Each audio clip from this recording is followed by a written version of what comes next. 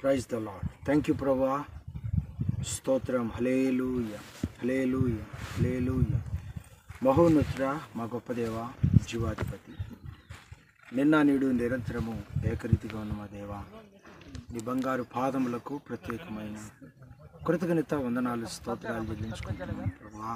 ఈ మహాకృపను బట్టి ఈరోజు గత 2 వారాల క్రితమే రావాల్సి ఉంది, కానీ ప్రభా ఆ అవకాశం అనుకూలంగా లేక రాలేకపోయాం తోటలోకి.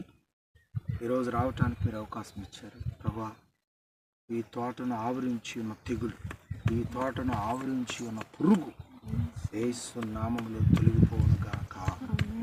నీ బిడ్డలంగా నమ్మి నీ యందు విశ్వాసంతో ప్రభా దైవ సేవకుని ఆహ్వానించి పొలములో ఈ విధంగా ప్రార్థన చేయించడానికి బిడ్డలను మీరు బలపరుస్తూ వస్తున్నందుకు వందనాలు. అయ్యా, నీ సైన్యము పంటలను తినివేయి పురుగులే అన్నావు. దేవునికి లోబడిన వారి విధానాలు ఎంత కఠినంగా ఉంటాయో మీ లేఖనాల్లో తెలియజేస్తూ వచ్చాను. దేవునికి లోబడిన వారి విధానాలు, నీ పంటను తినివేయు పురుగులను నేను గద్దించదనని మీరు ఇచ్చినటువంటి శ్రేష్టమైన ప్రభా వాగ్దానాన్ని పంటల విషయంలో మీరు నెరవేరుస్తారమని ప్రార్థన చేస్తున్నాను. ఆయన అయ్యా, రేయనక పగలనక ఈ పొలము కొరకు ప్రభా ఈ బిడ్డలు ప్రయాసపడుతూ ఉండగా కృపలో జ్ఞాపకం చేసుకొని అద్భుతాలు చేయండి. తెగులను దూరపరచండి, పురుగులను దూరపరచండి, అద్భుతాలు జరిగించండి.